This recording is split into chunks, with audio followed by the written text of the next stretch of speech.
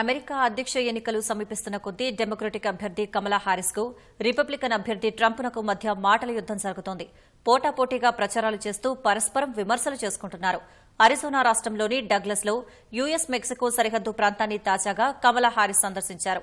ఆ తర్వాత ప్రజలనుద్దేశించి ప్రసంగించిన ఆమె అక్రమ వలసలను నివారించేందుకు అమెరికా సరిహద్దుల్లో కట్టుదిట్టమైన భద్రత ఏర్పాటు చేస్తారని పేర్కొన్నారు. అమెరికా ఇమిగ్రేషన్ వ్యవస్థను సరిచేస్తామని వెల్లడించారు. డొనాల్డ్ ట్రంప్ అధ్యక్షుడిగా ఉన్న 4 ఏళ్లలో ఇమిగ్రేషన్ ఏజెంట్ల కొరత సమస్యను పరిష్కరించలేదని చెప్పారు.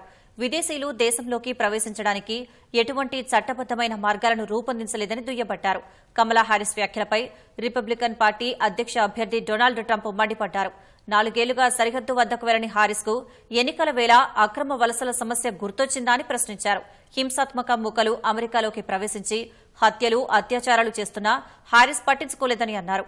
చిన్న పట్టణాలన్నింటినీ కమలా హారిస్ శరణార్థుల శిబిరాలుగా మార్చేశారని ట్రంప్ ఆరోపించారు.